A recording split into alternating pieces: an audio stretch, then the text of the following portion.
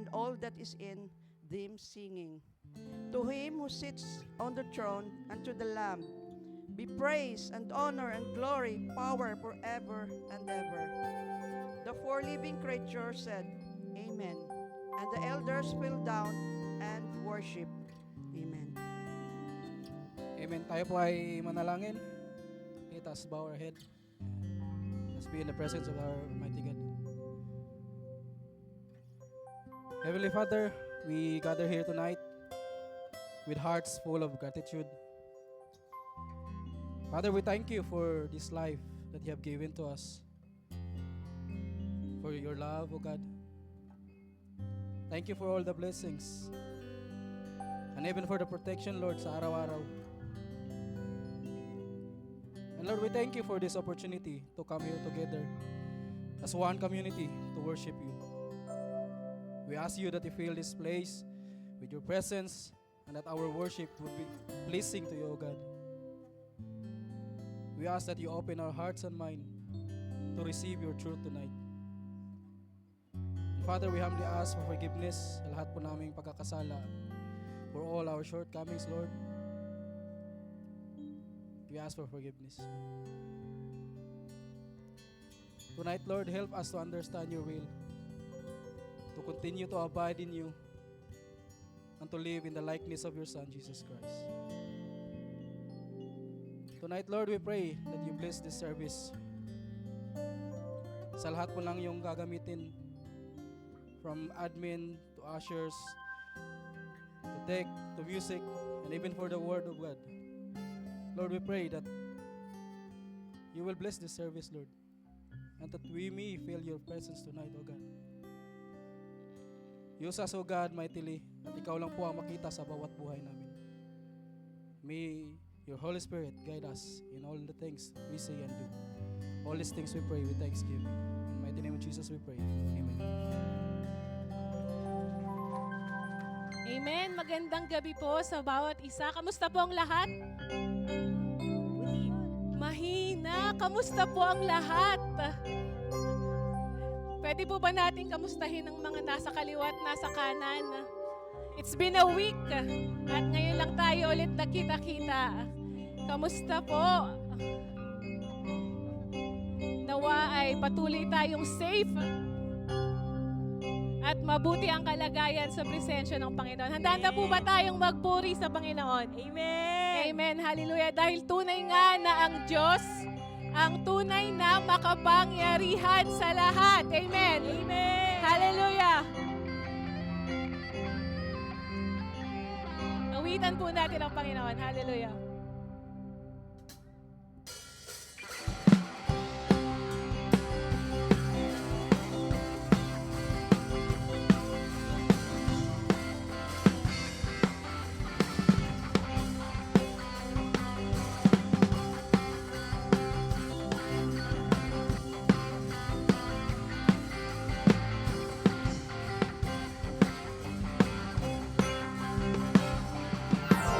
Diyos na makapangyarihan, Haring kataas-taasan, sa aking puso ay nananahan. Magpapalamot pagsama ay laging nararanasan, kailan may hindi mag-iisa. Diyos na makapangyarihan, Diyos na makapangyarihan, yes Lord! Sa aking puso ay nananahan. Pagpapalamot pagsama ay laging nararanasan, kailan may hindi mag-iisa. Pangako mo sa akin, hindi ako iiwan. Yes, Jesus! Bawat sandali ay laging sasamahan. Banal na Espiritu, hatid ay kalakasan, upang lahat ng bagay ay mapagtagumpayan. Diyos na makapangyarihan!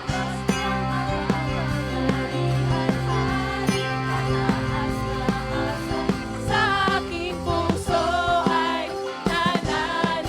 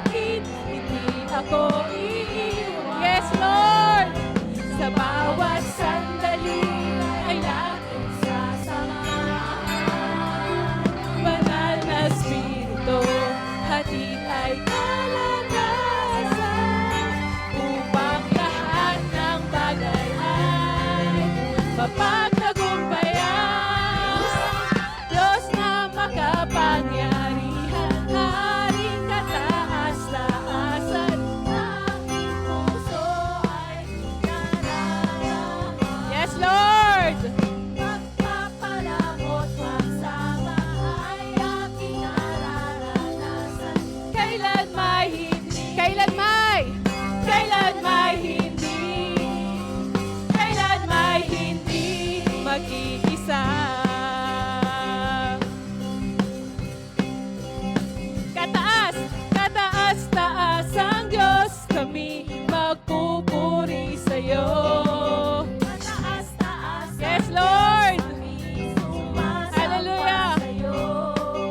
Karapat-dapat kang tumanggap ng papuri at pasasalamat. Dakila ka. Dakila ka. Taas, taas, Minsan pa, kataas-taasan. Kataas-taas ang Diyos, kami magpupuri sa'yo. kataas-taas ang Diyos, kami sumasamba sa'yo. Karapat-dapat kang tumanggap Ng papuri at pasasalamat. Dakila ka. kataas-taas ang sumigaw! Sumigaw sa galak ang lahat ng nilalang. Purihin ang Diyos ng May kagalakan. sumigaw sa galak ang lahat ng nilalang. Purihin ang Diyos ng may kagalakan. Wagas na papuri sa Kanya ay ibigay. Purihin siya, awitan siya, Hatiin siya. Sumigaw sa galak ang lahat ng nilalang. Purihin ang Diyos ng may kagalakan. Yes, Lord. Hallelujah.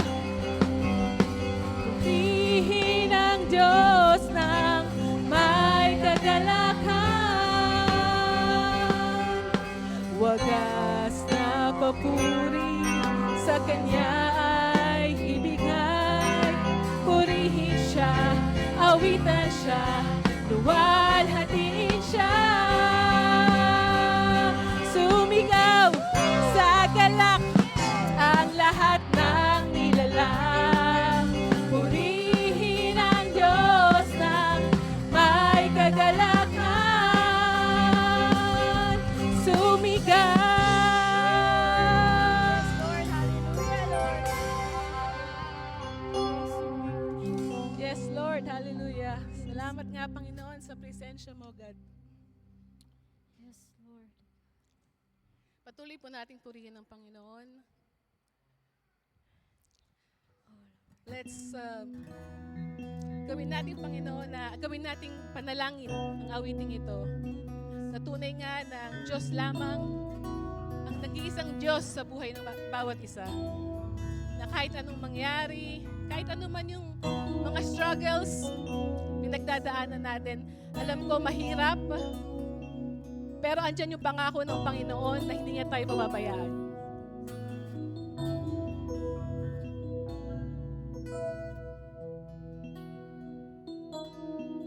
Yes, Jesus. Hallelujah.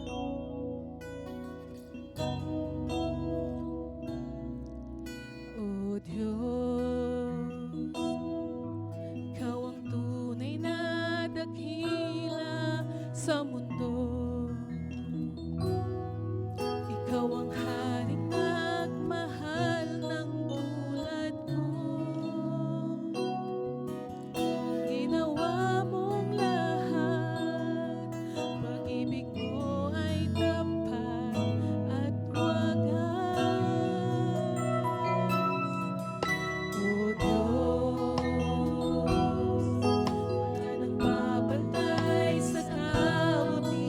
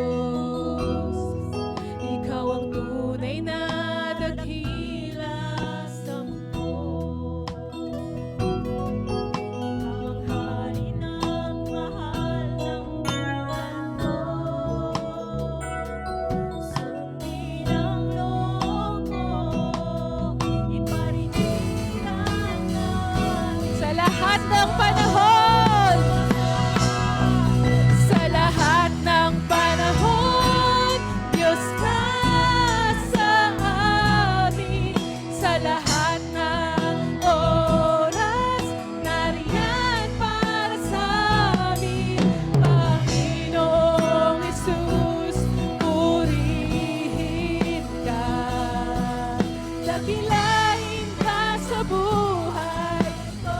Di nagbabago. Di nagbabago. Diyos ka sa amin. Tanging sandigan. Nariyan para sa amin. Panginoong Jesus, maghari ka. Magliwanag ka sa buhay ko. Aming Ama. Oh yes, Lord. Tunay nga, Panginoon, na magliwanag ka, Lord, sa buhay ng bawat isa, Panginoon. Hallelujah. Yes, Jesus. Oh, Lord. Tunay nga, Panginoon, na dakila ka agad. Sa lahat ng panahon, Diyos ka sa amin. Come on, church, let's worship the Lord.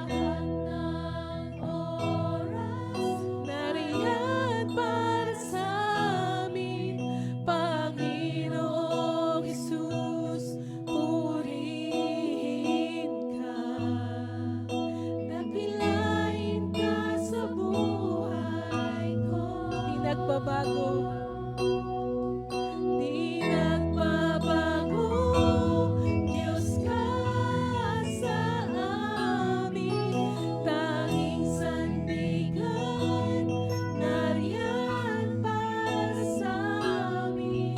Panginoong Jesus, maghari ka.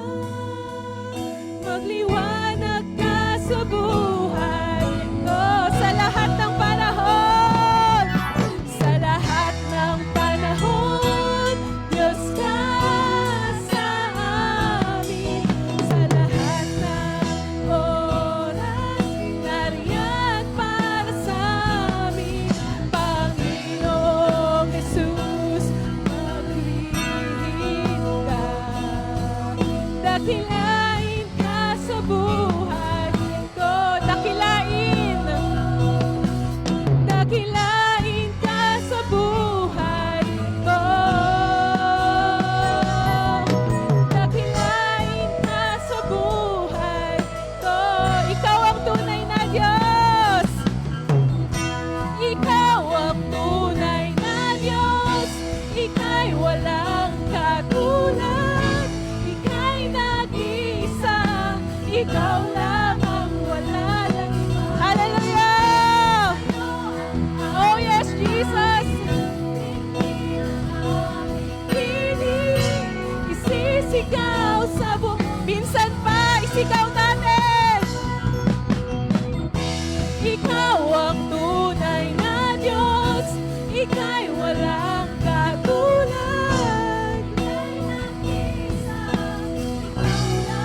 Oh yes, Jesus! Sa'yo ang aming awit, dinggin ang aming hiling. Isisigaw sa buong mundo, isisigaw. Isisigaw sa buong mundo. Isisigaw sa buong mundo. Jesus, sa'yo ang kaburihan, kalwalhatian ngayon at magpakailanman. Jesus, sa'yo ang kabanalan. Yes, Lord. Jesus, sa'yo ang kaburihan. Yes, Lord, sa'yo lamang, Panginoon. Jesus, sa'yo ang kabanalan.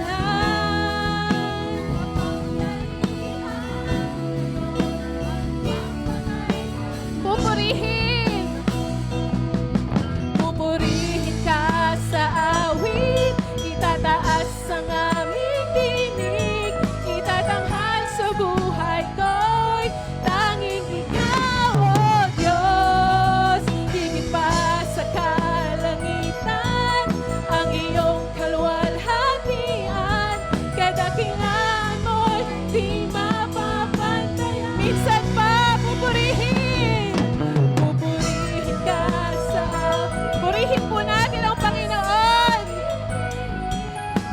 tanghal sa buhay ko'y tanging ikaw, O Diyos. Higit pa sa kalangitan, ang iyong kalwalhatian, kadakilaan mo'y di mapapantayan.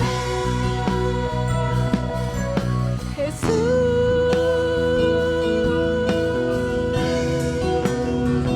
Oh yes, Jesus.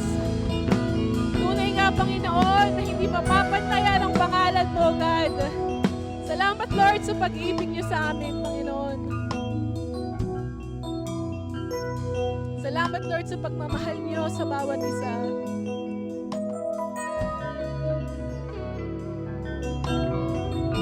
Salamat, Lord, sa walang sawang paggabay, Panginoon, sa amin, Lord. Life, Lord, is difficult as is.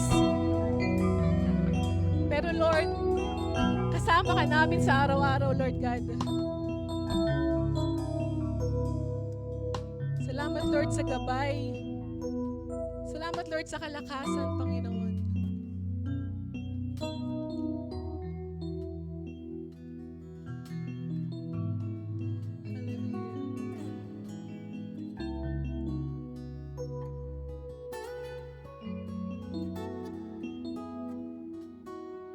Why don't we give God a clap offering of praise? Napakabuti po ng ating Panginoon sa buhay ng bawat isa. Amen. The songs that we sang, Jesus, purihin ka, awitan ka, pasalamatan ka. And as we continue in the act of worship, let's all close our eyes and bow down and pray. Father in heaven, we acknowledge your presence in our midst right now, in this evening, oh God. It's so nice that we can worship you freely in this church, in this country, oh God. Thank you, Lord, for the opportunity that we are once here again gathered to worship in one accord, to hear your songs sing beautifully by the congregation, O Lord. It is our act of service in our living sacrifice. Lord, may you accept it pleasing in your ears. Lord, we ask for forgiveness for all of us. We know, Lord, that we are not perfect. We're all sinners. We know, Lord, that because of your Son who died on the cross, who took away our sins, Lord, we are able to come here forward to worship you, to magnify your name, and to give all the praises that we can give.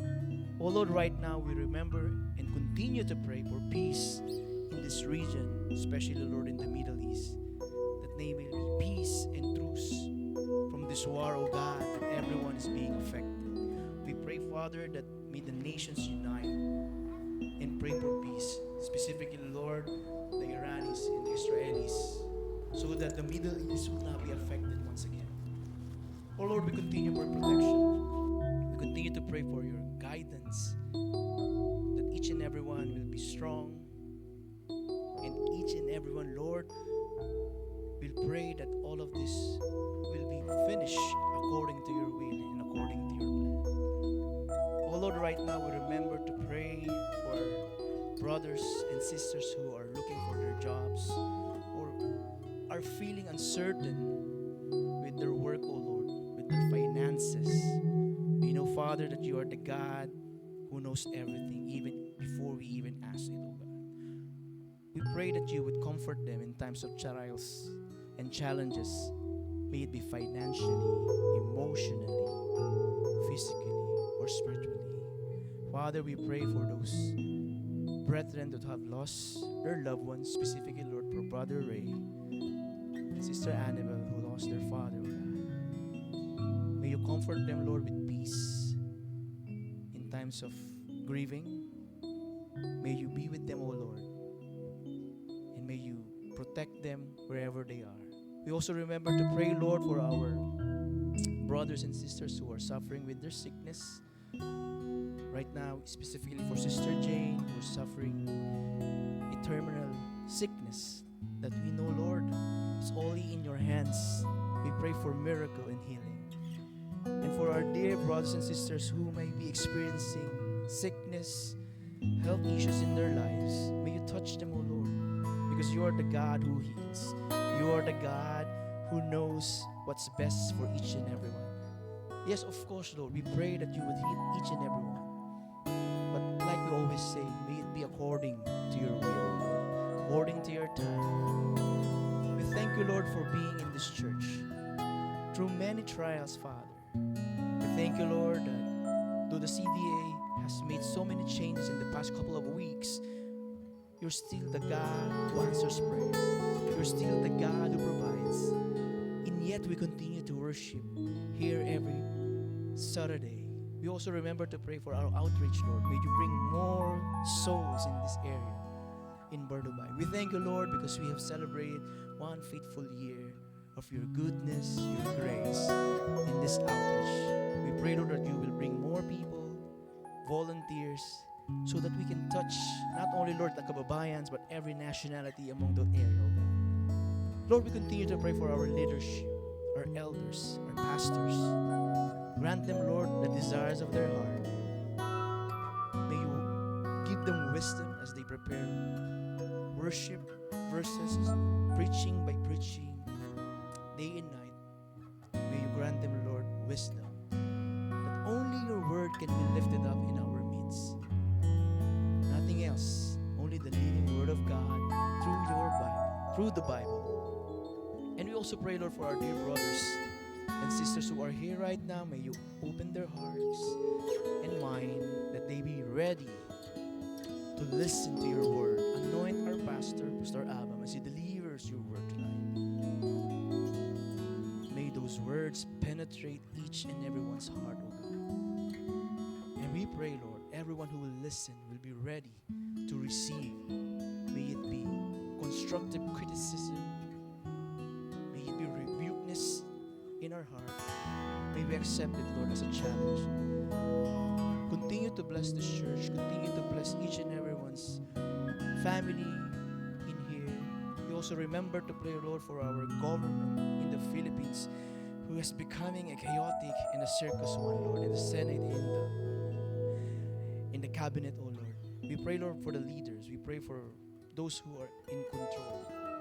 Though we may be far, that we are here in Dubai, we pray, Lord, that there will be some peace and order in our country. Oh Lord, we just entrust everything to you because we cannot do anything. We cannot even imagine and fathom what you are about to do in our country. Oh Lord, once again, we pray for the leadership of this country.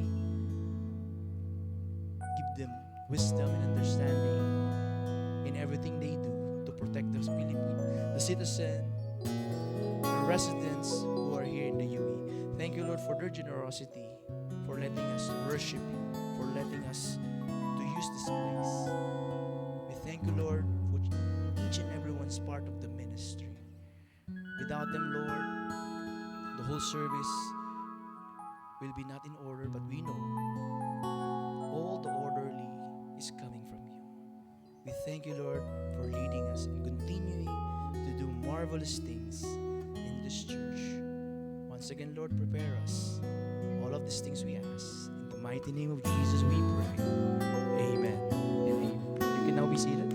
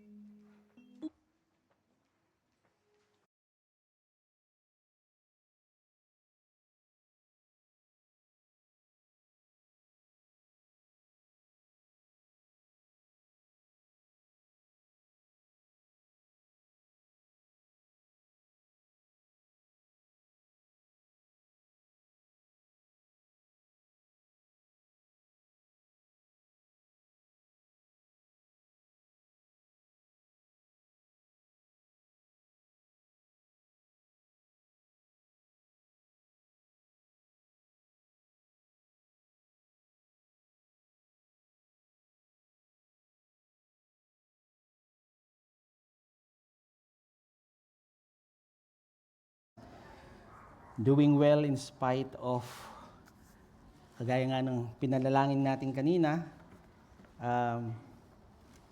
the challenges that we have here and the challenges that we have back home in the Philippines. Tunay na ang Diyos lamang ang nakakaalam ng lahat para sa ikabubuti ng kanyang mga tinawag. And tonight we begin a new section in the Gospel of Mark.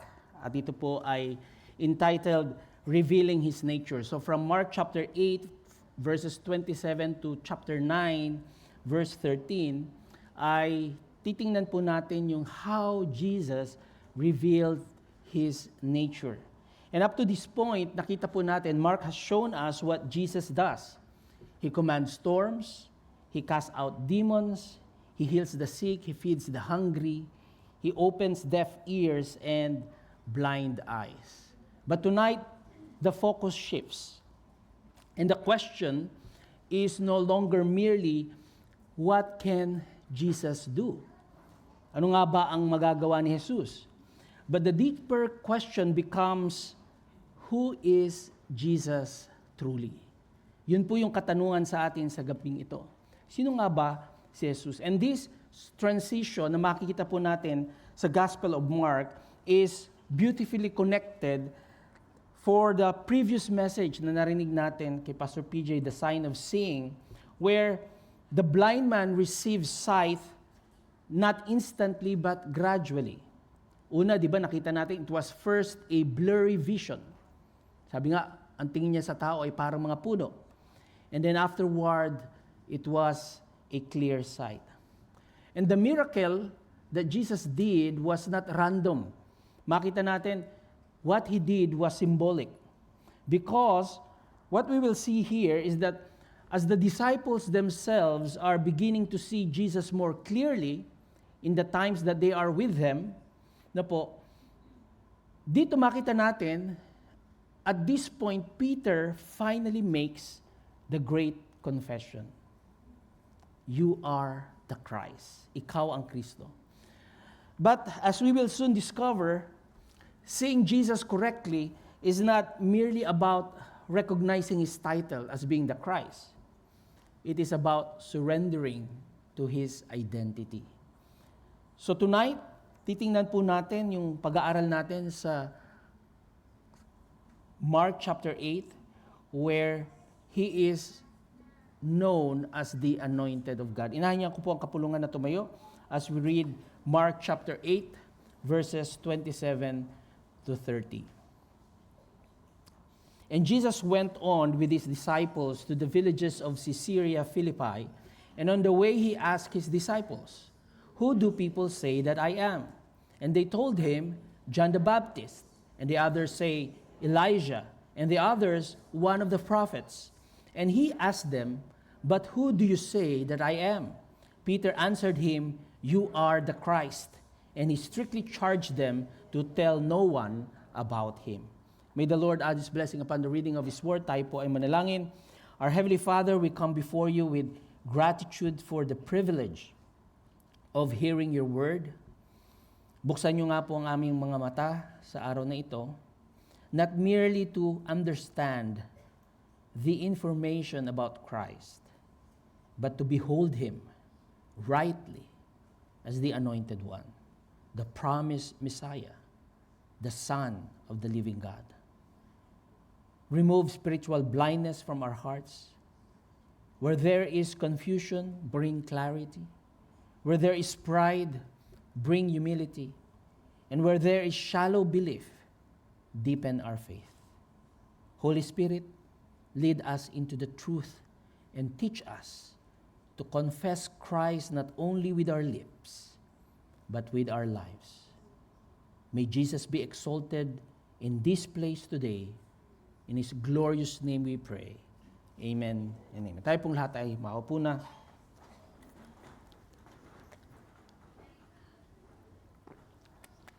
Tayo po ay nabubuhay sa isang mundo na kung saan there are so many opinions about Jesus.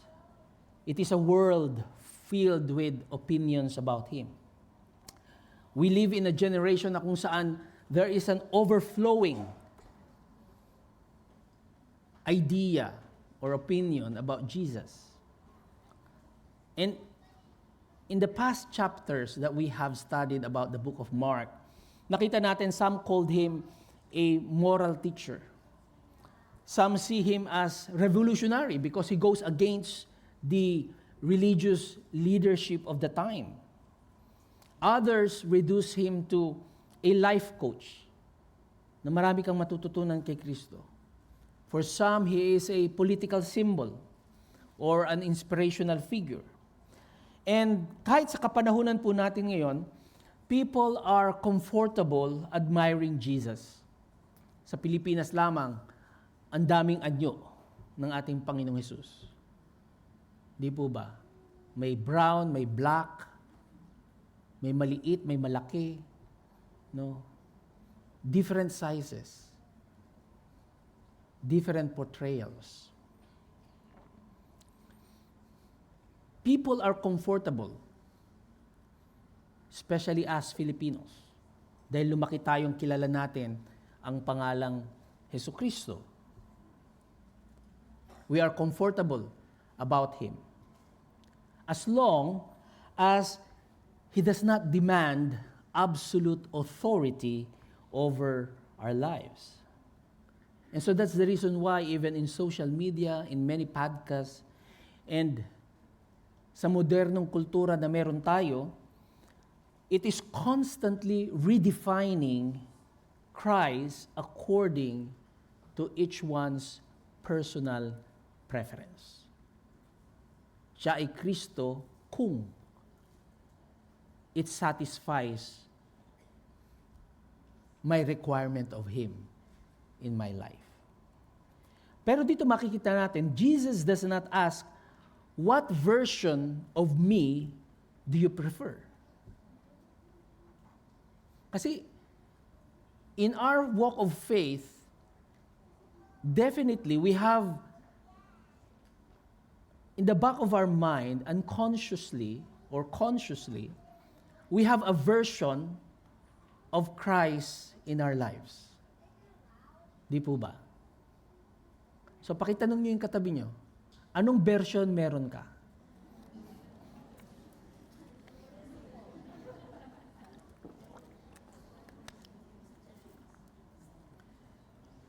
And yet,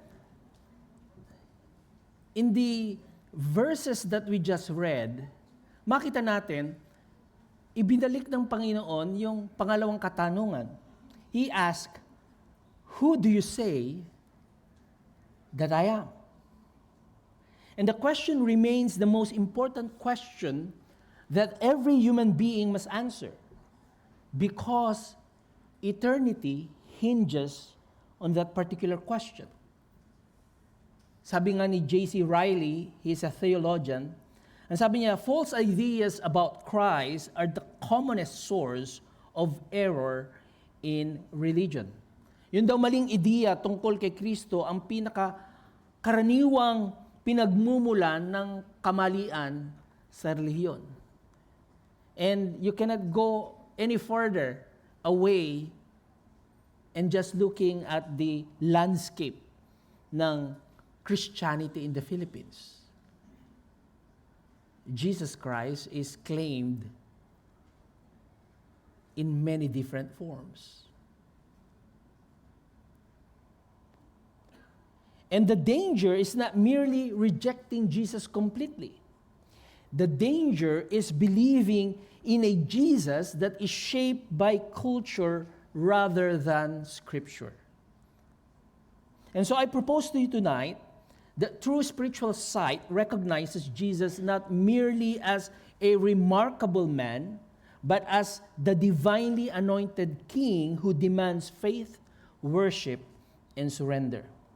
So dito makita natin, how does Mark reveal the true identity of Jesus as the Anointed One?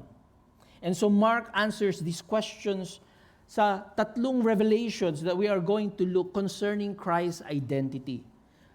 Una, in verses 27 to 28, the confusion of human opinion. No, nalito. May kalituhan sa opinion ng tao patungkol kay Kristo. And that's the reason why Jesus asks, who do people say that I am? Jesus begins by asking the disciples about public opinion. Di ba? And the answers reveals a widespread confusion.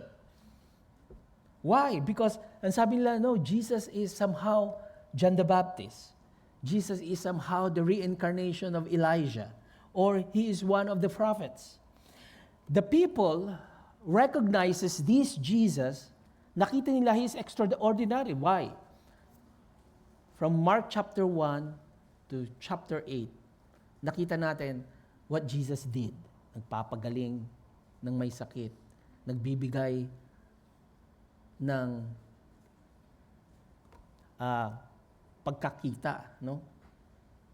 The blind man see, the deaf can speak, or the deaf can hear. So many miracles, can feed thousands of people with limited resources. And so, they know Jesus is extraordinary, but still, the knowledge that they have about Jesus is not enough. They still misunderstand him. They see his power without fully grasping Jesus' identity. They admire him, and yet they fall, or let's say, they fail to worship him rightly. And dito makita natin, this reflects the spiritual landscape na meron ng Israel, the condition of the hearts of men throughout the Gospel of Mark. Why? Kasi makita natin, they are amazed by miracles, but blind to his nature. People follows him. From north to south of Israel, they flock to these places where Jesus is. Kaya nga, by the thousands eh. Imagine niyo na lang, nung panahon na yon, walang MRT, walang Uber, no? And people decides to come to his place to find him. And people knows where to find him because they know that a large crowd follows him. And the crowd is by the thousands. And so dito makita natin, human opinion is insufficient to reveal Christ accurately. Even yung popular consensus ng mga tao has never been the standard of truth about Jesus. Dito nakita natin yung kultura ng mga Hudyo. They admire Jesus. And yet, they are still rejecting his authority. Today, many people want a therapeutic Jesus. Kaya lang lalapit sa Panginoon dahil kailangan ng kapahingahan. Parang Jesus, ganun ba yan? Because you're looking for peace, relaxation. Or for some, they want a political Jesus that would overturn the corrupt society that we have in this world. For some, they see him as a motivational Jesus, an encouragement to go through life even in suffering. But many do not want the biblical Christ who calls for repentance and surrender. Sabi ni R.C. Sproul, the greatest issue facing the church today is the question of who Christ is. Sino nga ba si Kristo? Tandaan po natin, a mistaken Christ cannot save. A reduced Christ cannot transform. A domesticated Christ cannot be worshipped. Just imagine identifying a king merely as a talented musician because you only saw him playing casually in public. Isang taong ang galing tumugtog, but you don't recognize him as the king because he's casually playing something in public. And that's the point. Each one of us has a limited perspective about Jesus, And that limited perspective does not change yung true identity na meron si Kristo. Our limited perspective about Him exposes our misunderstanding about Him. At yun yung makikita natin. In the narrative, this was an ongoing challenge for many people. They encounter Christ, they encounter the power that He has.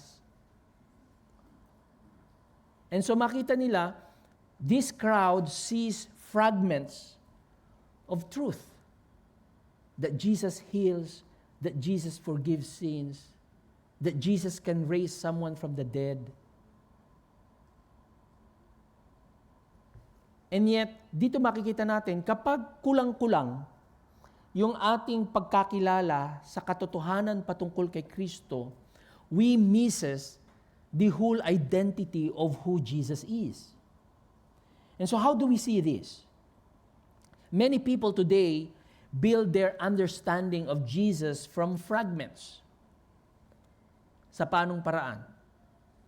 Binabase nila sa social media clips. Ano yung makikita nila doon? Or, for some, a cultural opinion. Sino ba si Kristo sa ating lipunan? Or sa inyong pakiramdam. And this is where many have this huge misconception about who He is. Sasabihin ng marami, maintindihan ako ng Diyos dahil ang Diyos ay mapagmahal. Yes, that is true. God is an understanding God. God is a loving God. But you have to also remember that God is a righteous and just and holy God. Hindi mo pwedeng ihiwalay yon sa nature niya. And that's where we all fail. And some, we have this selective Bible reading. We will read through maybe Ephesians or Colossians or Psalms for some. But you would not go through the book of Numbers. Puro numero, pastor. Unang chapter pa lang, panglang chapter lang, nasira na yung utak ko. Hindi ko na maintindihan. Or you would not go through the laws. Ang daming laws. So we have this selective Bible reading. And that is a challenge because we fail to grasp the God who we believe and the God whom we serve. Mga kapatid, tandaan po natin, a Jesus who only comforts but never confronts is not the biblical Christ. Yes, our God will comfort us, but He will also confront us in our lives. A Jesus who blesses but never commands is an invented Christ. Kaya muli, tanungin nyo uli ang katabi nyo, sino ba si Kristo sa iyo?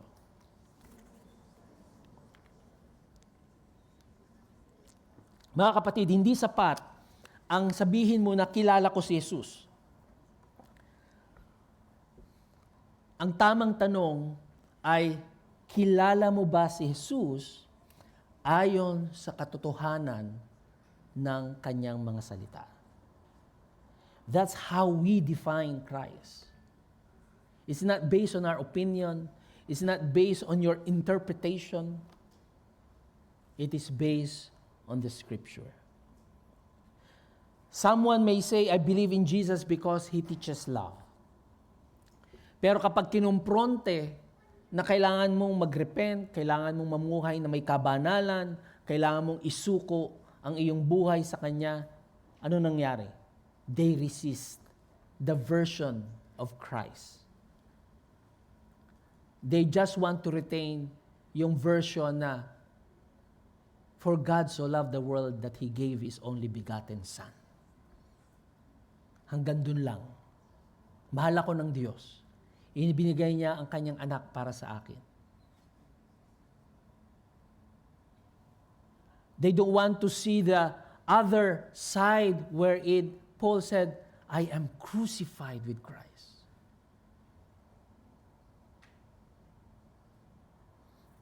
Why?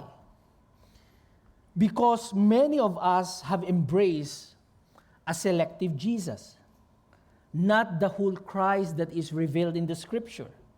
Mga kapatid, true discipleship begins when we allow Scripture, not culture, to define Jesus for us. And that's the reason why reading the Bible is so important. Read your Bible every day and you grow, grow, and grow. That's a kid's song. Pero yun yung turo sa atin, di ba? Mula pa tayong bata, read your Bible every day. But it fell on deaf ears. Bilang isang iglesia, we must resist the temptation to reshape Jesus according to cultural expectations.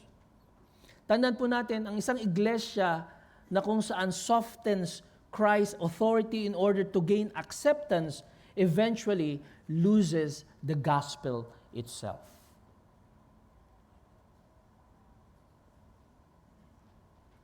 Somehow we just want to hear the narrative about a Christ that feeds thousands, a Christ that forgives, a Christ that accepts a prostitute and forgive her totally,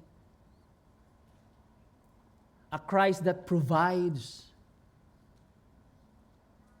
Pero we don't want to have the version who we see na ito yung Kristo na pwede kang pagsabihan na isa kang hipokrito. Isa kang ahas. Jesus said those words.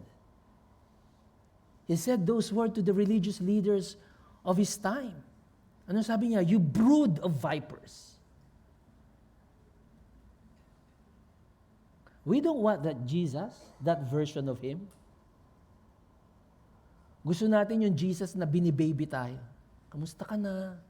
Okay ka lang ba? Ito paalala ko sa iyo, magsimba ka naman. Basahin mo naman yung Bible mo. That's invented Jesus, mga kapatid. Yan yung Jesus sa ating kathang isipan. Nilikha ng bawat isa sa atin.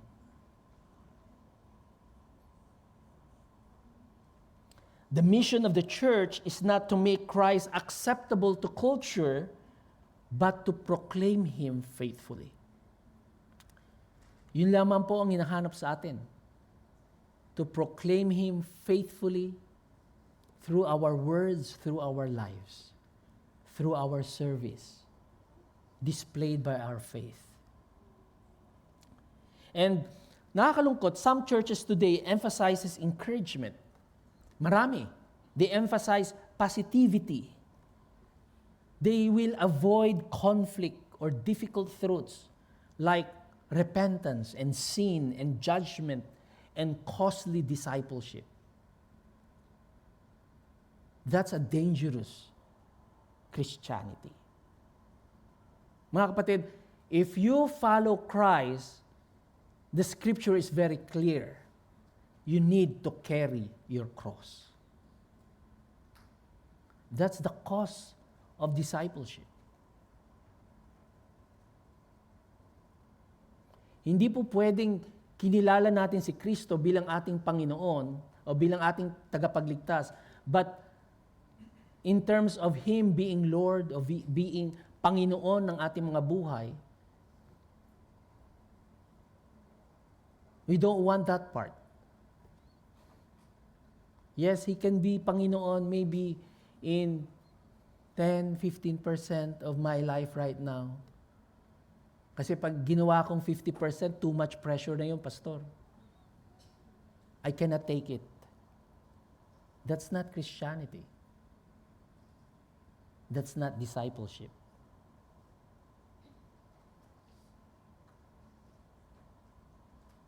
Faithful churches must proclaim the whole Christ and not merely the convenient parts of being a Christian. Kaya here we'll see in the narrative that public opinion may speculate about the nature of Jesus.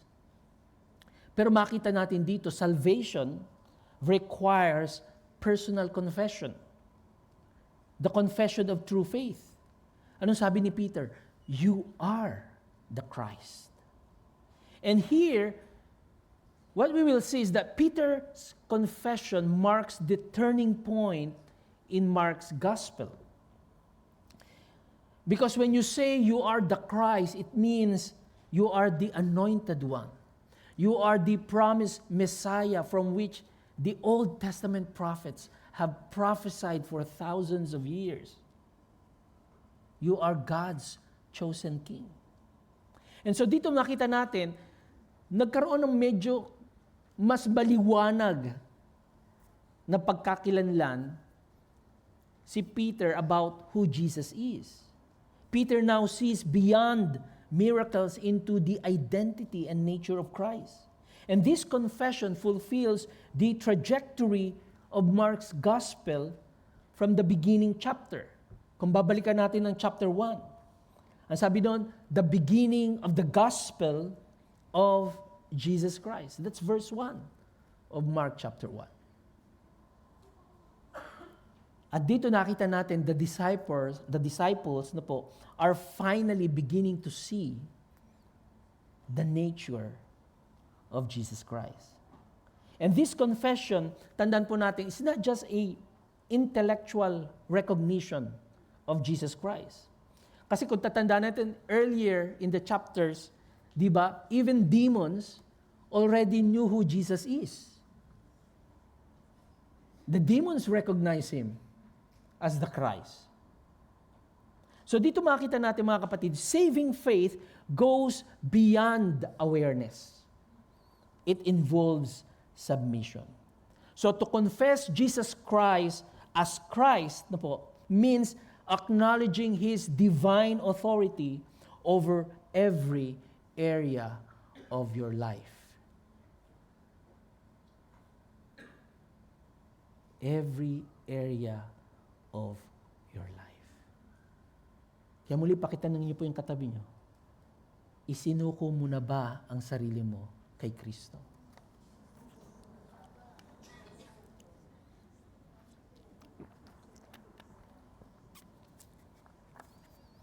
Mga kapatid, it's not enough that we confess Jesus Christ with our lips. No, I believe in Him. I have placed my faith in Him. John MacArthur states, sabi niya, you cannot receive Jesus as Savior while rejecting Him as Lord.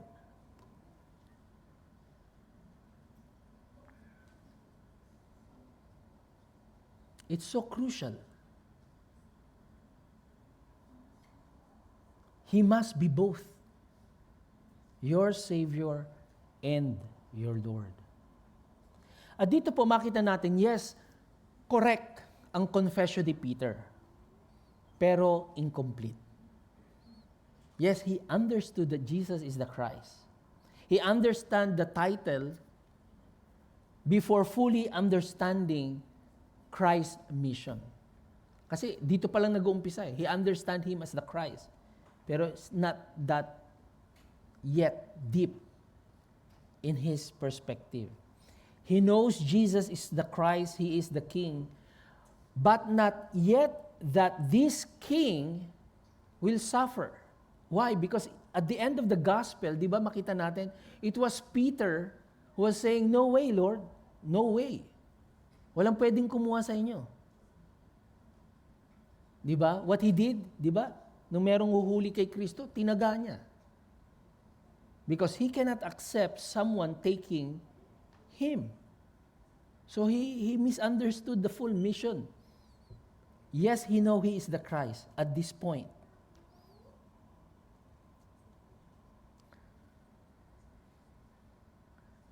Para ba yung, imagine niyo na lang kung meron kayong painting sa inyong bahay, and that painting for you is an ordinary painting. Unless someone told you na, alam mo ba yung painting na yan na meron ka sa bahay mo is a masterpiece? It's the same thing with our faith. Si Jesus Christ yung masterpiece. And yet, for most of us, we treat Him as just an ordinary piece of art. Hindi natin na-perceive yung true glory of Jesus Christ the same way Peter did in his confession. Pero alam natin, deeper understanding will soon come. Most of us is the same. Nung ipinakilala o shinare sa atin si Jesus Christ, for some of you, hindi siya palatable, hindi siya acceptable. Para siyang inconvenience, di po ba? Naku, yung yung Saturday ko, saka yung Sunday ko, day off ko yun eh. Importante sa akin yun. Eh pag kinilala ko yung Christ mo, mukhang yung aking day off mapupunta dyan eh. O yung aking mga resources mapupunta dyan. Because we have a very finite, no, napakaliit na understanding or simple understanding of who Jesus is. Mga kapatid, bilang mga mananampalataya, Christianity is not just merely admiration of Jesus. It is surrender to Him. Marami sa ating gusto ang Kristo na tumutulong sa ating mga pinagdadaanan. We want that. We want a Christ that helps in times of need. But the issue is we resist Him as our King. We don't want Him to lord our lives. And true faith says, my life belongs to Him. Mga kapatid, ang totoong pananampalataya ay hindi lamang yung meron tayong pagkilala o paghanga kay Kristo. Kailangan meron tayong pagpapasakop kay Kristo. A church or a person may attend church faithfully, week after week, and yet makes major life decisions without prayer, without biblical guidance or submission to God's will. And this reveals a divided confession. And that is a reality in each one's faith. We can raise our hands, sing out loud, do the things that we do every Saturday or Sunday, attend faithfully in your care groups.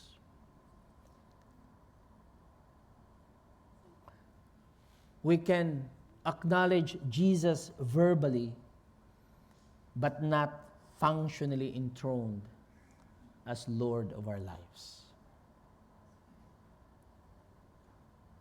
And that's what God hates most.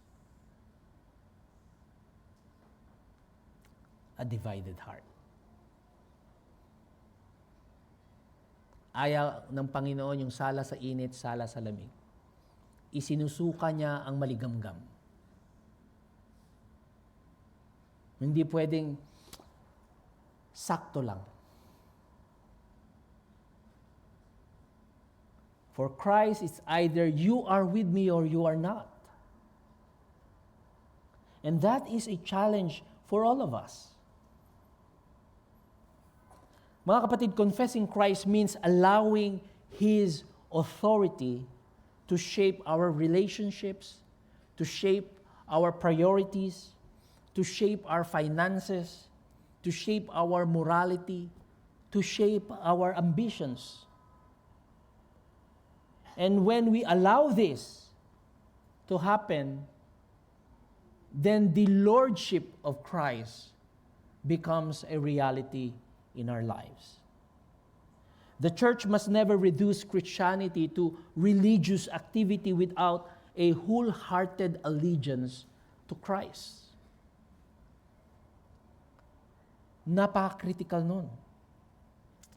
Yes, the church have programs. You know, before we go through this Saturday worship service, there's a program that everybody follows. Our praise and worship team prepares their lineup. You know, ginagawa nila, inaaral nila yan throughout the week. Then they meet on Thursday to practice it. Then they come here, lead us to worship. Those are programs of activities. Yung ating mga teachers nagtuturo, may line-up din sila ng kanilang mga classes, what they need to study, what they need to teach. Ang inyong mga care groups goes through the many activities throughout the week. May sinusundan din tayong mga pag-aaral. And even dun sa mga studies natin in the afternoon, those have many preparations. We can have ministry successes. But the danger is we can quietly drift from submission to Christ's authority. And that is the most dangerous thing. A church can become more concerned with public approval. We can be more concerned about how we can grow the church in numbers. Or look for how we'll be comfortable sa mga activities or worships, sessions that we have, and failing the most important thing, which is being faithful in obedience to Christ's commands. The true church continually asks, are we obeying the Lord Jesus? Pakitanong niyo po yung katabi niyo. Sinusunod mo ba si Kristo sa buhay mo?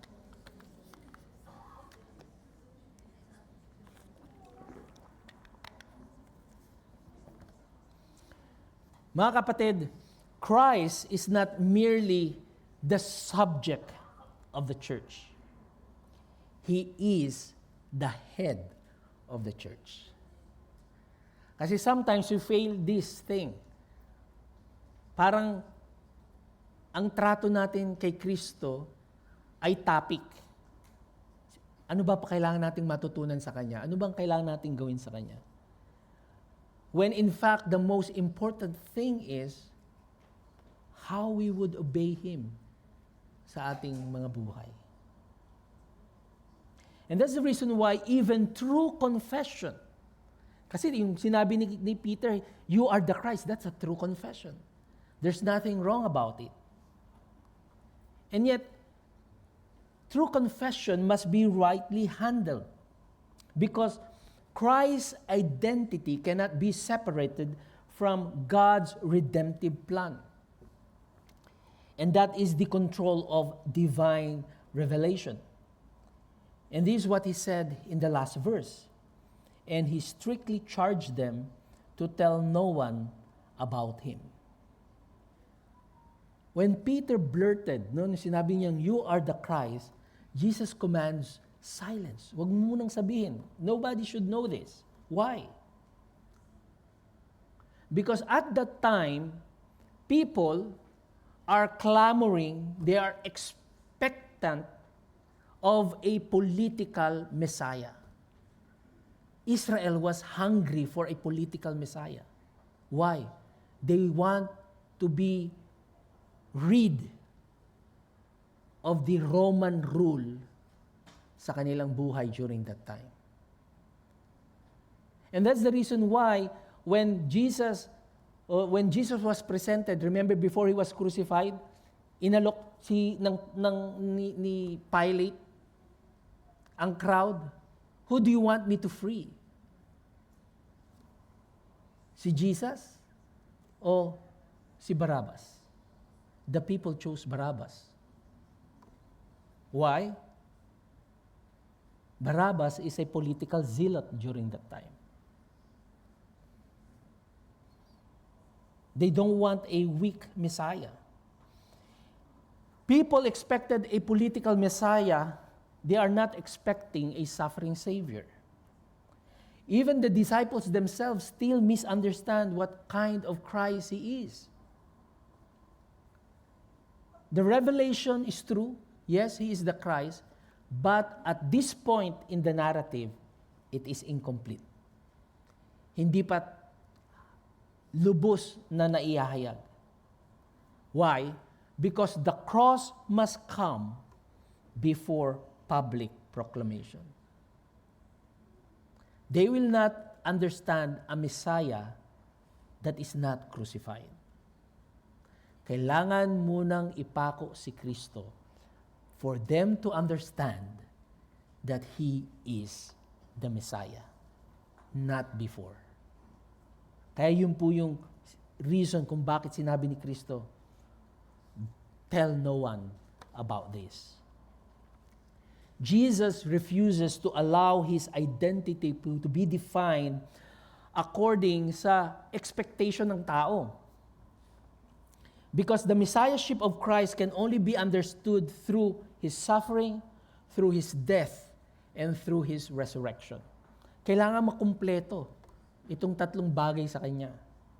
Without the cross, people will misunderstand His mission entirely. Sabi nga ni Sinclair Ferguson, sabi niya, the glory of Christ cannot be understood apart from the cross of Christ. And that's the reason why the disciples must first learn that the anointed one is also the suffering servant. Yes, He is the Christ. Yes, He is the Messiah that the Old Testament prophets are speaking about. But He is also the Savior that needs to be crucified. Para po yung, di ba, kapag po tayo nagbabasa ng book or novel or story, who started at the last page? Sila pala nagkatuluyan. Tapos kakapupunta sa unahan, ito pala yung character nila. No, wrong, di ba? You reveal the ending of the story before understanding the plot of the story. And that's the reason why proclaiming Jesus as Messiah without the cross produces confusion. At yung full picture during this time is still unfolding. And this is the reason why many believers want the glory of Christ without the cost of discipleship. Gusto natin yung idea na we have a home in heaven, or our eternity is with God. That's a wonderful promise na meron ng Panginoon. But we fail to understand that while we place our faith in that promise of God, we need to endure our journey here through suffering, through difficulties, through trials.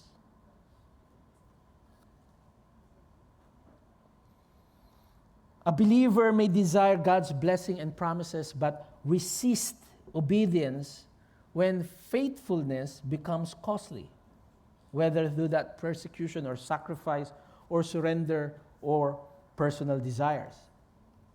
Mga kapatid, this is what we're continuously reiterating. True discipleship embraces both the crown and the cross. Magkasabay po yan. Hindi pwedeng paghiwalayin. And that's the reason why the church must proclaim the full gospel of the Lord Jesus Christ. Meaning, His kinship, His suffering, His resurrection. Why? Because a gospel without the cross becomes triumphalism. Nagtagumpay lang sa buhay. A gospel without surrender becomes a superficial religion. And that's the reason why marami ang nadideceive in the context of Christianity. Because there are so many churches that are preaching success. No? Sumunod ka lang kay Kristo, baliktarin mo ang payong mo, bubuhos ang blessing ni Lord sa iyo. Where in the Bible do you see that? None.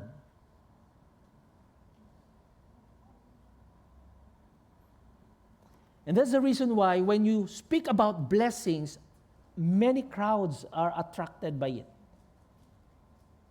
Marami nating kababayan na nabubulag sa gospel of blessings. The gospel of prosperity. And somehow, dumarating yung panahon na we even cast, no? Sasabihin mo, yung paghihirap, lumayas ka.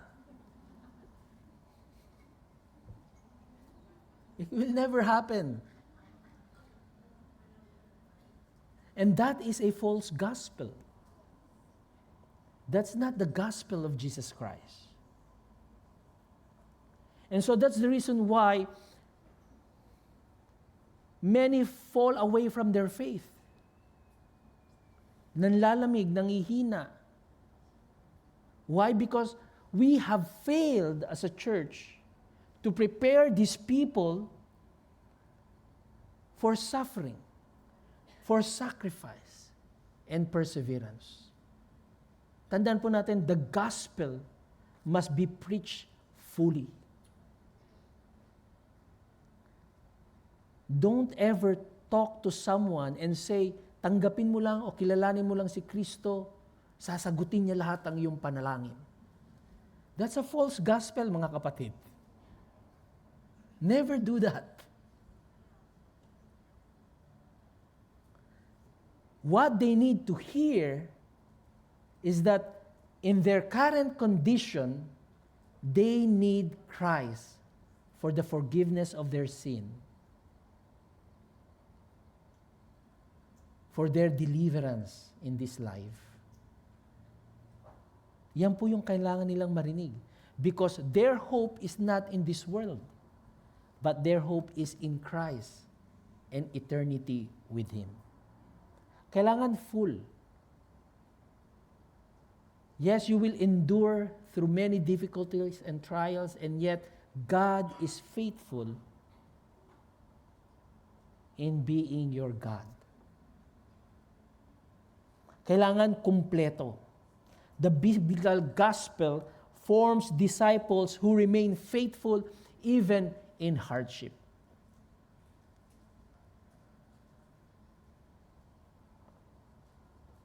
Kaya muli, sabihin niyo sa inyong katabi, kapatid, I am blessed because you are still here.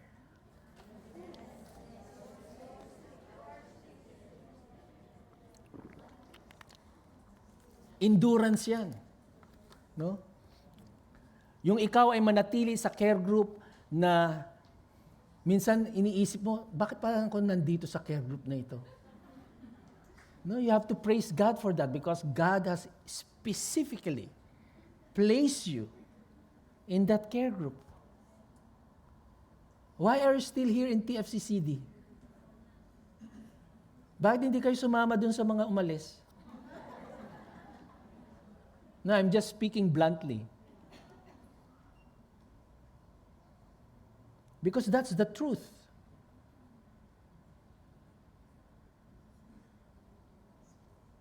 We grow as Christians, as brothers and sisters in Christ, through life struggles and difficulties. That's God's design. Hindi ka lalago sa iyong pananampalataya, sa iyong pagsunod sa Panginoon, without this. Kaya muli sabihin niyo sa katabi niyo, kapatid, salamat sa iyo at nandiyan ka.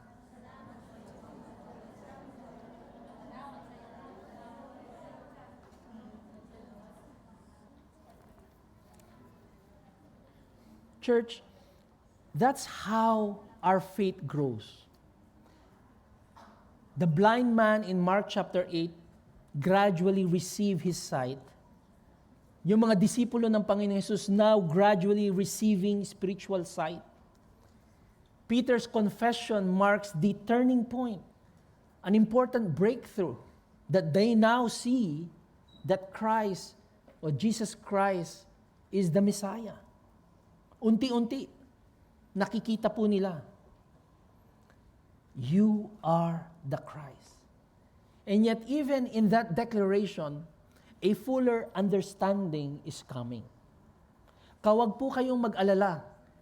Huwag po kayong malumbay, malungkot na parang ang bagal kong makilala si Kristo.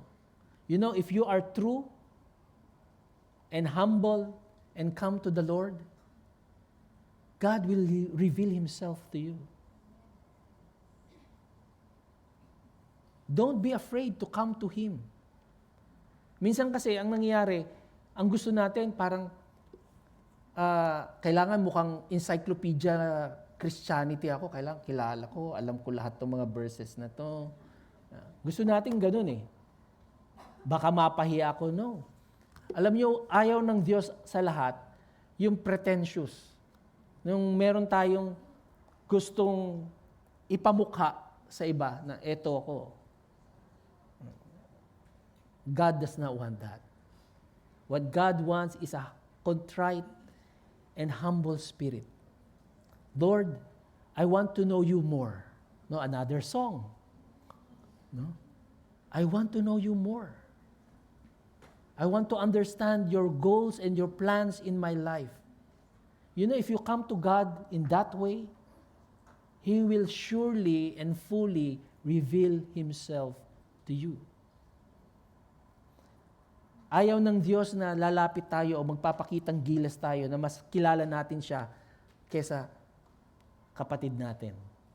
Sometimes we have that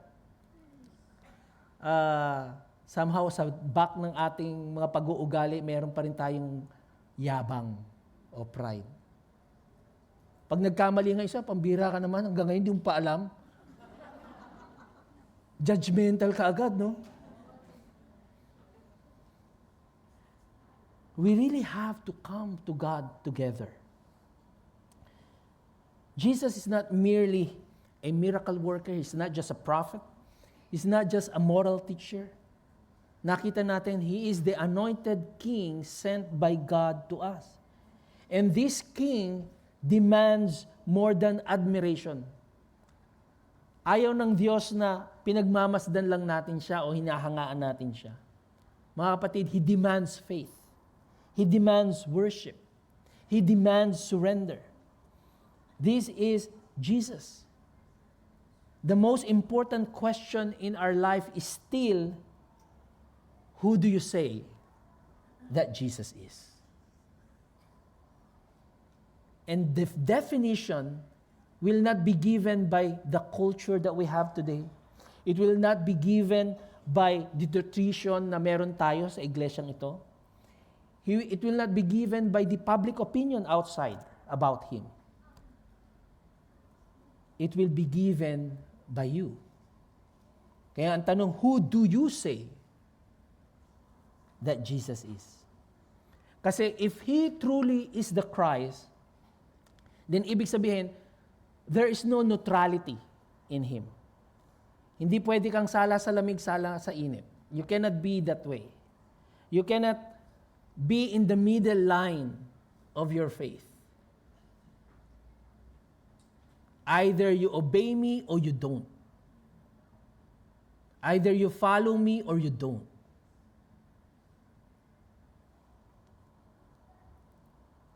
Yun po yung Jesus na kailangan meron tayo. You cannot merely appreciate Him casually. You must bow before Him completely. And so that's the reason why when Peter's confession says, "You are the Christ," it means the King has been revealed. And now the question is, will you truly follow Him? Let us pray. Lord Jesus,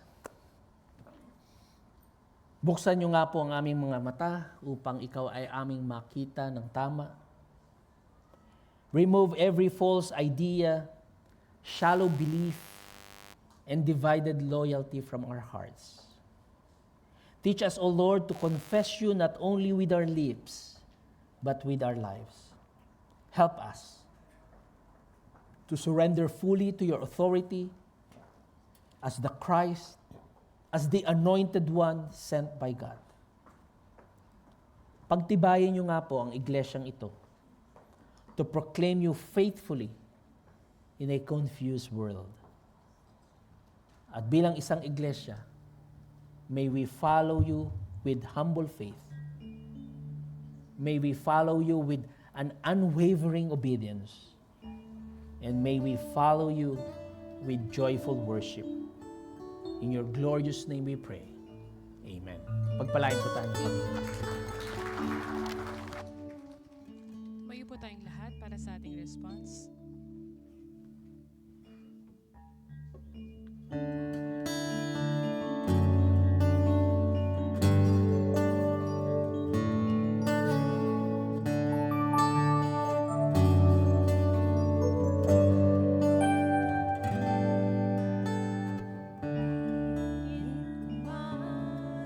Lahat ng awit sa mundo, di kayang ilaran.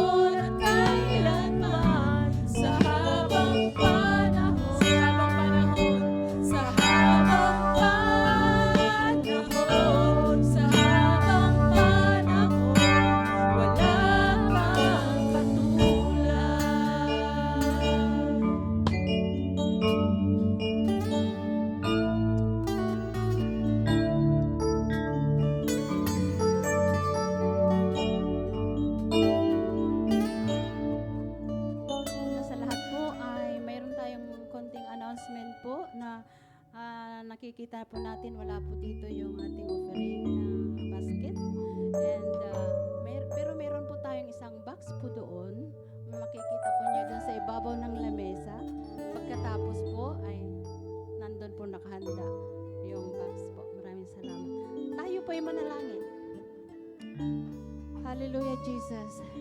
Truly, Father, that you are the head of this church.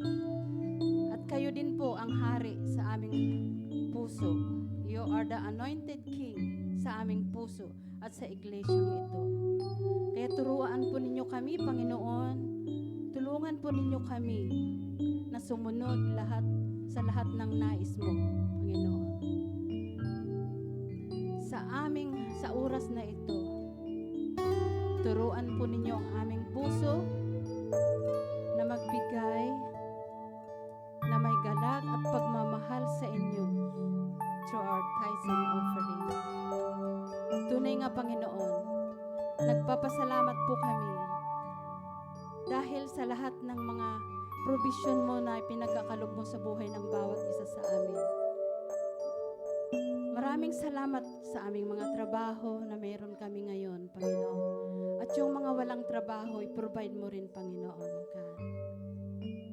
At sama-sama po kami sa oras na ito na nananalangin, Panginoon, na ang ikapong ito, Ama, we ask your blessing upon blessing, double anoint this offering, Panginoon, upang magamit sa ikulalwalhati ng iyong pangalan at yung mga gawain sa pagpapalaganap ng iyong mga salita at pagtulong sa aming kapwa. Maraming salamat sa lahat na pinagkaloob mo sa amin. Kalakasan, panibagong buhay sa araw-araw. Kalakasan spiritually. Maraming salamat po, Panginoon. Maraming salamat. Tinataas po namin ang panalangin ito sa trono ng iyong biyaya. Sa pangalan ni Jesus. Amen.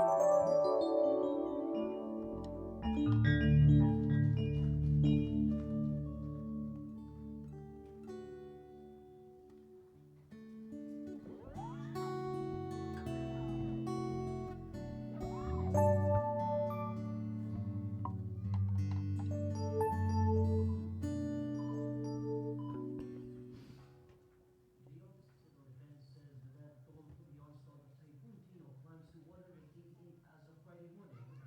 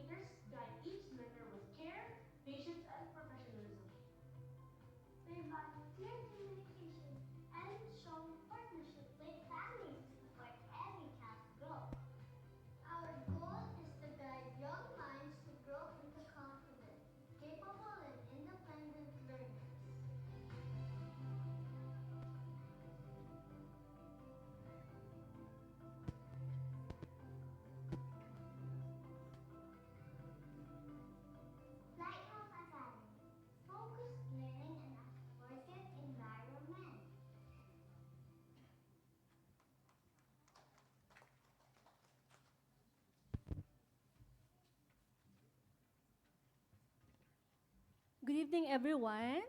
Tonight, are we all blessed tonight, mga kapatid? Amen.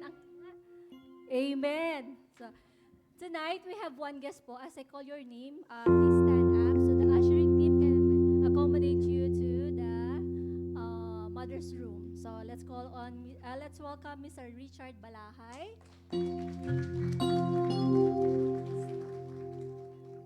Welcome to the FCCD po. And if you recall po last year, hindi nag-conduct ng Christmas party ang women's ministry.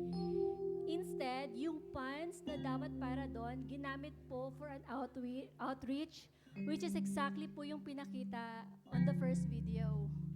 So, doon po napunta yung pong, instead of Christmas party last year, so the fund was donated for an outreach po. And on the second video, we are blessed tonight to have a special guest. She is from Cagayan de Oro, a graduate of Ateneo de Cagayan Xavier University with a Bachelor of Education majoring in both early childhood and English. She's also a special needs specialist. She spent the last 16 years teaching in Dubai across 5 different international schools, including an American school in Dubai. Beyond the classroom, Mrs. Zukusin is a wife to a pastor and a mom to 4 kids. So tonight, if you saw the second video earlier, she'll be sharing the mission and vision of the Lighthouse Academy. It is a Christian school here in Dubai. And also, short disclaimer, my daughter is going to that school, but we are not sponsored po. So we just want to share with you on yung vision and mission po ng school because we believe as a Christian, no, we have to take care of our kids nowadays because yung pong time natin, it's way different sa time po nila ngayon.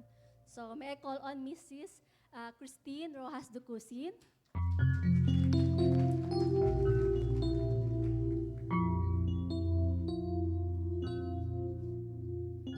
Praise the Lord. Magandang gabi po sa lahat.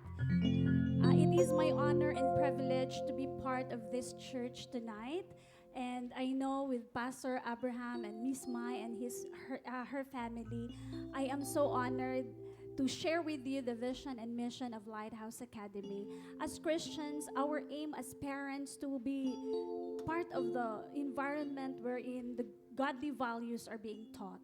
And I am here to testify the goodness of the Lord that I envision to have that mission in my heart to reach out children, Christian families here in Dubai, because we know that as a Christian family, we want our kids to be nurtured, being cared to the environment where the character is built, where godly values is being taught in the classroom. So this evening, my vision is that's why I am visiting from different churches to really spread this information that there is such thing as the Lighthouse Academy School, standing still to nurture children to reach them for Christ. So I know that as parents who are here in this church, we have that peace when we put our kids in an environment where the passion of the teachers are there to teach, nurture them. And you know, it is always our desire that even we are away from our children, we are 100% sure that they are being taught in the ways of the Lord. Amen. So tonight, to those family who are here, Lighthouse Academy is here for you. We can, as Miss Mai has just said, that it is not all about our work, but we are here to nurture and guide our kids to please the Lord. Amen. So to those families who would like to ask more guidance and information about the school, we are here to help you. So God bless everyone, and thank you so much for this time. And I hope everybody will be blessed for this evening service. Thank you.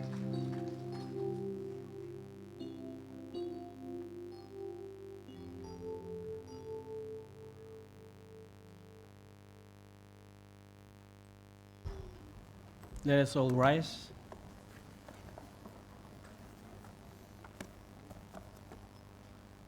Before we come to our pastoral prayer, we'll be praying for Brother Ezekiel. Siya po ay anak ni Sister Rose. And currently, he is in the ICU sa Astor because of brain bleeding. So let us commit him to the Lord in prayer. Let us pray. Our Heavenly Father, we thank you. We come before your throne of grace. Nalulungkot po ang bawat isa sa amin. And we lift to you our dear brother Ezekiel. Alam niyo po ang kanyang kalagayan at katayuan. But one thing we know, you are our great physician. You are the creator of the human body and the one who holds our lives in your hands. We ask for your mercy and healing power to be upon him. Gabayan niyo po ang mga doktor, ang mga medical team that is currently caring after him. Grant them wisdom and skill, especially discernment in every crucial decision na kailangan nilang gawin. We pray, Lord, that the bleeding will stop, that swelling would subside, and that you would preserve and restore his brain function according to your perfect will. Lord Jesus, be near to Brother Ezekiel in this critical hour. Even if he cannot fully understand what is happening around him, may your presence surround him with peace and comfort. Palakasin mo po, O Diyos, ang kanyang pangangatawan.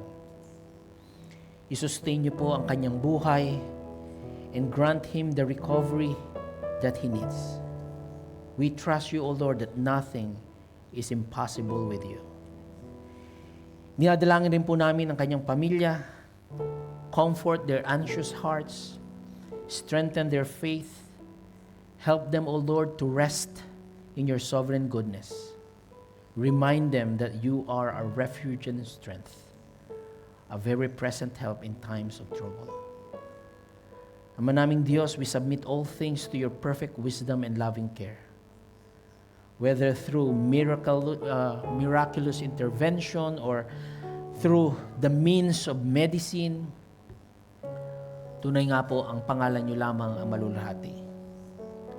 We place Brother Ezekiel entirely into your hands, trusting in your unfailing love and faithfulness. For your word says and reminds us, the Lord is my light and my salvation. Whom shall I fear? In the mighty and compassionate name of our Lord Jesus Christ, we pray. Amen. Patuloy po tayong manalangin. Our Heavenly Father, we praise you and we thank you sa araw na ito. Indeed, O Lord, maraming salamat sa katotohanan ng iyong mga salita na patuloy na nagtuturo sa bawat isa sa amin that you are the Christ. Dalangin namin, O Diyos, na patuloy mong paglalimin ang pangunawa ng bawat isa sa amin. Maraming salamat dahil inihayag niyo si Kristo sa aming mga buhay. Maraming salamat, O Diyos, dahil patuloy niyo pong hinuhubog ang aming understanding of who He is.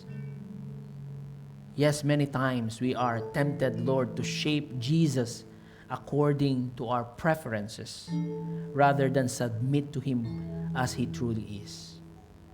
Forgive us for the ways na kung saan we have admired Christ without fully obeying Him, acknowledging Him with our lips while ang katotohanan is that we are withholding areas of our lives from His Lordship. Today, we gladly confess with Peter, you are the Christ. You are the anointed one. You are the promised Savior, or you are the King of kings and the Lord of lords. Dalangin namin, O Diyos, na maghari ka sa lahat ng parte ng aming mga buhay. Father, deepen this confession in our hearts. Naway hindi lamang ito maging isang pahayag na paulit-ulit naming sinasabi, kundi ito ay maging isang katotohanan na humuhubog sa lahat ng aming mga desisyon, sa lahat ng aming mga priorities, sa lahat ng aming mga relationships, and even the desires of our hearts. We pray for those among us na kung saan struggling with doubt and fear and uncertainty, especially in this time.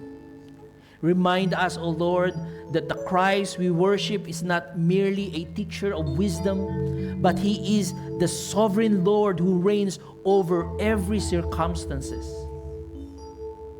Strengthen the weary, encourage the discouraged, comfort the grieving, and sustain those who are carrying heavy burdens. Patuloy po naming dinadalangin ang aming pong mga pamilya, especially the husband and wives, that they will honor Christ together. May our parents faithfully point their children to Christ. And may our young people stand firm in a generation that constantly redefines truth. Panginoon, give them courage to confess Christ openly and boldly and follow Him faithfully. Lord, we pray for the elderly members of our church. Maraming pong salamat sa kanila pong testimony of faith throughout the years. Continue them, Lord, to be strengthened in the faith. Continue, Lord, to assure them that even in their loneliness or weakness, Christ, who have led them throughout the years, will never leave them nor forsake them. Panginoon, itinataas po namin ang aming iglesia. Guard us from becoming a people who merely talk about Jesus while failing to follow Him in our lives. Keep us all centered on the gospel. Protect us from false teaching, from worldly compromise, and spiritual complacency. Especially in these uncertain times in our region and throughout the world. Remind us, O Diyos, na our hope is not in our governments. Our hope is not in our economies or the military strength or human solutions. Patuloy mong ituro sa bawat isa sa amin that our hope is in Christ alone, the anointed King who rules over history and whose kingdom cannot be shaken.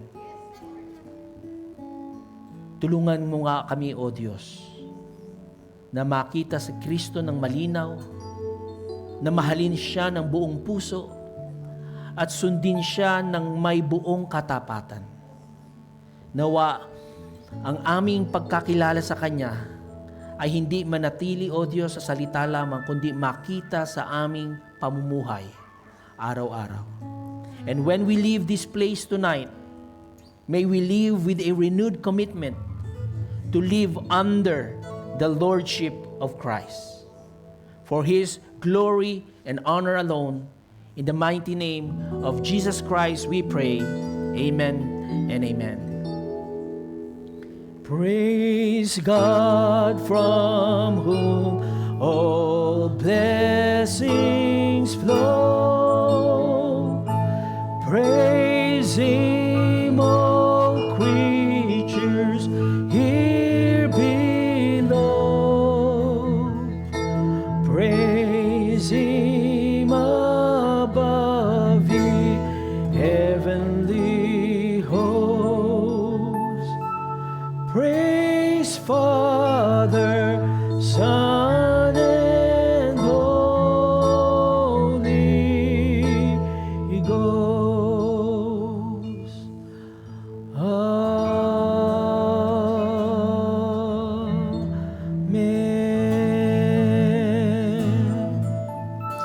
Receive thou the blessings of Christ. May the God who opened the eyes of the disciples continue to open your eyes to the glory of Christ. May you never be content with merely knowing about Jesus, but grow daily in knowing Him and trusting Him and obeying Him. And as you go into this world this week, remember the question of Christ. But who do you say that I am? And may your answers be seen not only in your confession, but in your conduct. May your workplaces see it. May your family see it. May your neighbors see it. And may this nation see it. And may the Lord grant you courage to follow Christ when it is costly, faith to trust in Him when it is difficult, and joy to serve Him when it is inconvenient. For the Christ you confess is the King who reigns, the Savior who redeems, and the Lord who deserves your whole life. And now may the grace of the Lord Jesus Christ and the love of God and the fellowship of the Holy Spirit be with you all, now and forever. Amen and amen. God bless you all at magandang gabi po sa inyong lahat.